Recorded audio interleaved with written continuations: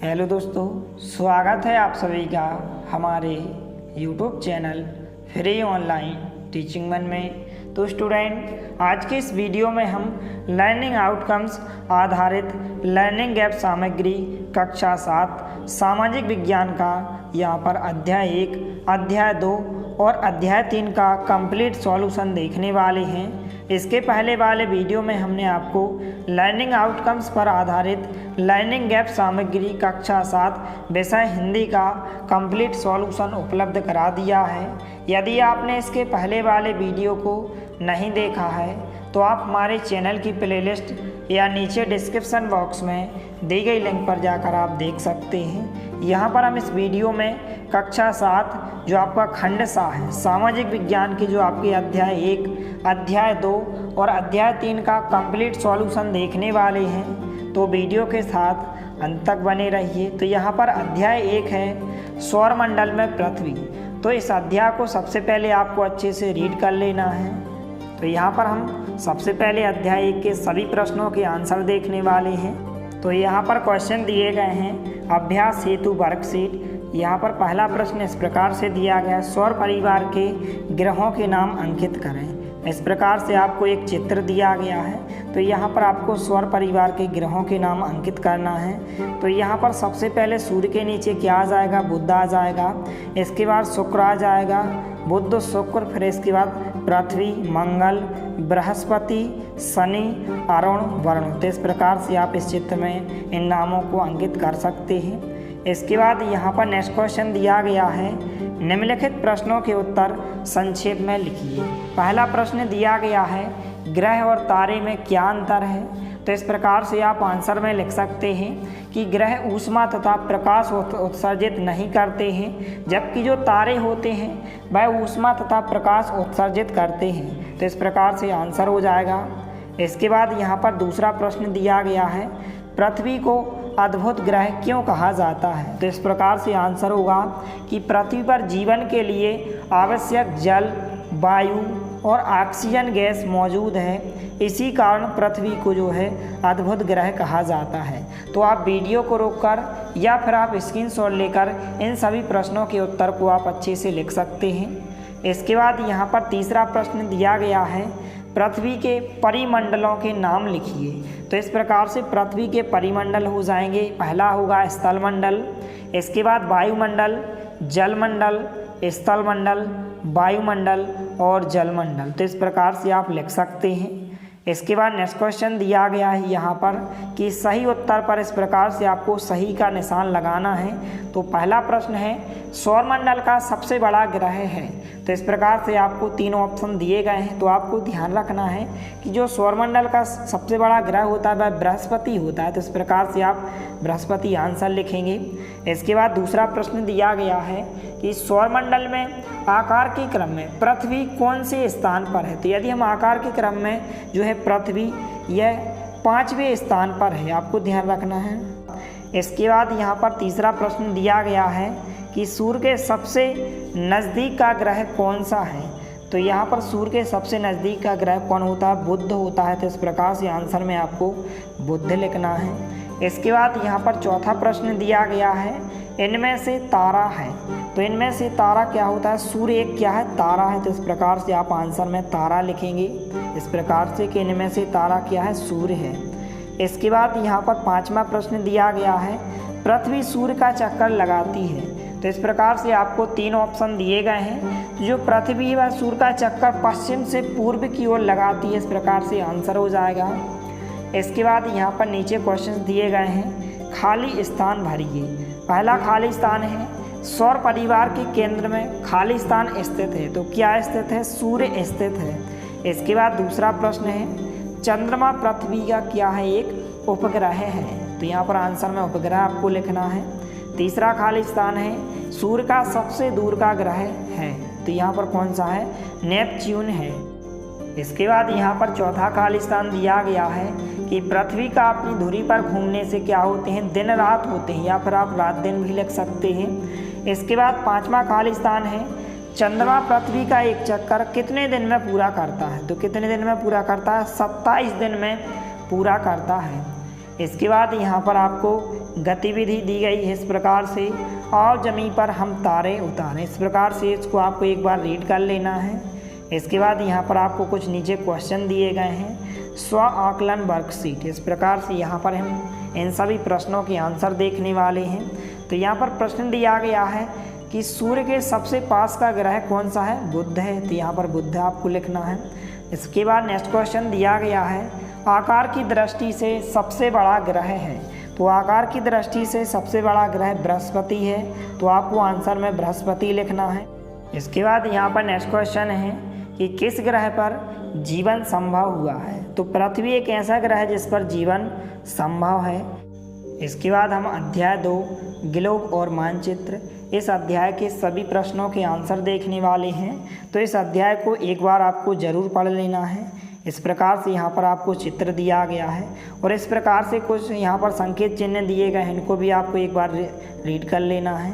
और यहाँ पर आपको अभ्यास हेतु प्रश्न दिए गए हैं। प्रश्न पूछा गया है कि नीचे दी गई तालिका में जानकारी भरिए, तो इस प्रकार से आप जानकारी भर सकते हैं। यहाँ पर आपको रेखाओं के नाम लिखना है, यहाँ पर पूर्ण वृत्त या अर्धवृत्त, यहाँ पर संख्या लिखना है, यहाँ पर आड़ी या खड़ी, यहाँ पर लंबाई बराबर या क्रमशः छोटे बड़े, और यहाँ पर सभी ध्रुवों पर मिलती हैं हाँ या नहीं, इस प्रकार से आप लिखेंगे। तो इस प्रकार से यहाँ पर आंसर होगा कि जो अक्षांश रेखा हैं वह पूर्ण वृत्त होती हैं, 180 संख्या में होती हैं, आड़ी होती हैं, क्रमशः छोटे बड़े होते हैं, और यहाँ पर आपको नहीं लिखना है। तो इस प्रकार से आंसर होगा।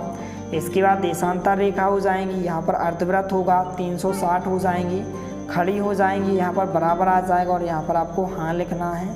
इसके बाद यहाँ पर क्वेश्चन पूछा गया है, चित्र देखकर दिए गए प्रश्नों के उत्तर लिखें। इस प्रकार से आपको चित्र दिया गया है, इस चित्र को देखकर आपको नीचे दिए गए प्रश्नों के उत्तर आपको बताना है।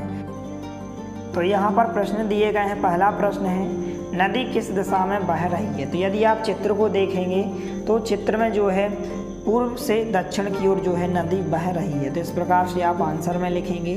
दूसरा प्रश्न है, डुमरी गांव के पास किस प्रकार की सड़क गुजरती है, तो यदि आप चित्र में देखेंगे तो जो डुमरी गांव है इसके पास पक्की सड़क गुजरती है। इसके बाद यहाँ पर तीसरा प्रश्न है, किस प्रकार की रेलवे लाइन के पास सुंदरपुर स्थित है, तो यदि आप चित्र में देखेंगे तो जो बड़ी रेलवे लाइन है इसके पास जो है सुंदरपुर स्थित है। इसके बाद यहाँ पर चौथा प्रश्न है, रेलवे पुल के किस ओर पुलिस स्टेशन स्थित है, तो आंसर में आप इस प्रकार से लिखेंगे कि रेलवे पुल के दक्षिण में जो है पुलिस स्टेशन स्थित है। इसके बाद पांचवा क्वेश्चन दिया गया है, निम्नलिखित स्थान रेलवे लाइन की किस दिशा में स्थित है, तो यहाँ पर स्थान दिया गया है, यहाँ पर आपको दिशा लिखना है। तो जो गिरजाघर है यह दक्षिण में स्थित है, यदि आप चित्र में देखेंगे। पोस्ट ऑफिस जो है दक्षिण में है, मस्जिद जो है उत्तर में है, विद्यालय दक्षिण दिशा में है, वो जो नदी है दक्षिण से पूर्व दिशा में है। तो इस प्रकार से आप लिख सकते हैं।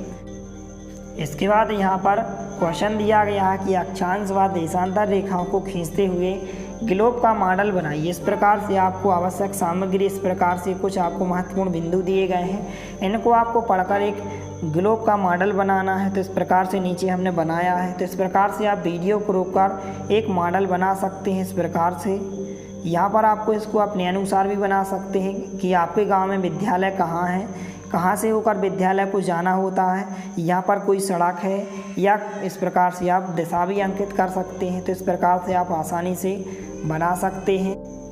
इसके बाद यहाँ पर क्वेश्चन दिया गया है, ग्लोब क्या है लिखिए। तो इस प्रकार से आंसर दिया गया है कि जो ग्लोब होता है पृथ्वी का लघु रूप में प्रतिरूप है। ग्लोब पर देशों, महाद्वीपों एवं महासागरों को उनके सही स्वरूप में दिखाया जा सकता है। तो इस प्रकार से आप आंसर में लिखेंगे।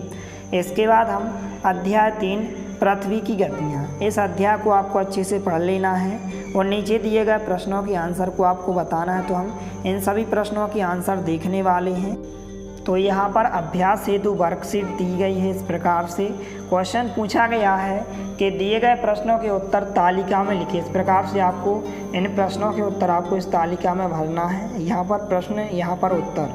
पहला प्रश्न पूछा गया है कि पृथ्वी को अपने अक्ष पर एक चक्कर पूरा करने में समय लगता है, तो कितना समय लगता है? 24 घंटे लगते हैं। दूसरा प्रश्न पूछा गया है, पृथ्वी को सूर्य की एक परिक्रमा पूरी करने में समय लगता है, कितना लगता है? 365 दिन 6 घंटे। इसके बाद तीसरा प्रश्न है, पृथ्वी अपने अक्ष पर कितने अंश झुकी हुई है? तो कितने अंश झुकी हुई है? 23 सही 1/2 अंश झुकी हुई है। इसके बाद यहाँ पर गतिविधि में पूछा गया है, यहाँ पर क्रमांक, यहाँ पर गति का प्रकार दिया गया है, यहाँ पर आपको गति का नाम लिखना है और परिणाम लिखना है। तो पहला पूछा गया है अक्ष पर घूमना, तो अक्ष पर घूमना गति का नाम क्या हो जाएगा? घूर्णन गति हो जाएगा। और इसका जो परिणाम होगा क्या होगा? दिन रात का होना। दूसरा पूछा गया है सूर्य के चारों ओर परिक्रमण, तो गति का नाम क्या हो जाएगा? परिक्रमण गति। और परिणाम क्या हो जाएगा? ऋतुओं में परिवर्तन। तो इस प्रकार से आप इस तालिका को आसानी से भर सकते हैं। इसके बाद यहाँ पर क्वेश्चन पूछा गया है कि चित्र देखकर नीचे दिए गए प्रश्न उत्तर तालिका में लिखिए। तो यहाँ पर इस प्रकार से चित्र को देखकर जो है आपको प्रश्नों के उत्तर आपको तालिका में लिखना है। तो इस चित्र को आपको एक बार अच्छे से देख लेना है और नीचे आपको इस प्रकार से एक तालिका दी गई है, इसमें आपको इस प्रकार से उत्तरों को लिखना है। तो पहला प्रश्न पूछा गया है कि 21 जून को भारत में कौन सी ऋतु होती है?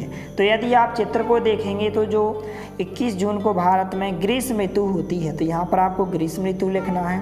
दूसरा प्रश्न पूछा गया है दिन और रात बराबर कब कब होते हैं? तो कब कब होते हैं? 21 मार्च और 23 सितंबर को। तीसरा प्रश्न पूछा गया है दिसंबर माह में दक्षिणी गोलार्ध में कौन सी ऋतु होती है? तो कौन सी ऋतु होती है? ग्रीष्म ऋतु होती है। चौथा प्रश्न पूछा गया है सितंबर माह में उत्तरी गोलार्ध में कौन सी ऋतु होती है? तो शरद ऋतु होती है।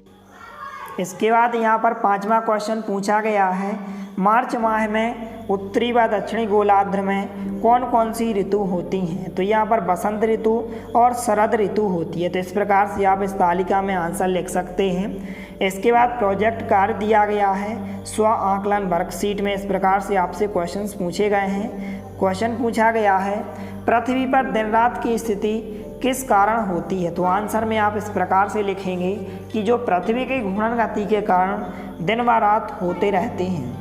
इसके बाद क्वेश्चन पूछा गया है पृथ्वी अपने कक्ष तल पर किसकी परिक्रमा करती है? तो किसकी परिक्रमा करती है? जो है पृथ्वी अपने कक्ष तल पर सूर्य की परिक्रमा करती है। इसके बाद नेक्स्ट क्वेश्चन पूछा गया है कि यदि पृथ्वी गति न करती तो क्या होता है? तो इस प्रकार से आप आंसर में लिखेंगे यदि पृथ्वी जो है घूर्णन गति न करती तो दिन व रात नहीं होते, और यदि पृथ्वी परिक्रमण गति न करती तो ऋतु परिवर्तन नहीं होता। तो इस प्रकार से आंसर होगा। इसके बाद क्वेश्चन पूछा गया है पृथ्वी पर ऋतु परिवर्तन क्यों होता है? लिखिए। तो इस प्रकार से आंसर होगा कि पृथ्वी की परिक्रमण गति के कारण ऋतु परिवर्तन होता है। तो इस प्रकार से लर्निंग आउटकम्स पर आधारित लर्निंग गैप सामग्री खंड 7 सामाजिक विज्ञान का अध्याय 1, अध्याय 2 और अध्याय 3 का कंप्लीट सॉल्यूशन हो जाएगा। इसके नेक्स्ट वीडियो में और आगे के अध्यायों का सॉल्यूशन जल्द से जल्द चैनल के माध्यम से उपलब्ध कराया जाएगा, इसलिए आप हमारे चैनल को सब्सक्राइब कीजिए, साथ में नोटिफिकेशन बेल को भी दबाइए। मिलते हैं अगले वीडियो में, तब तक के लिए जय हिंद।